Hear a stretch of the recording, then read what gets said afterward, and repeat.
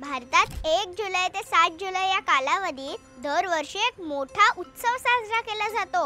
हा उत्सव पर्यावरणाचे संरक्षण आणि संवर्धनाच्या दृष्टीने खूप महत्त्वाचा आहे।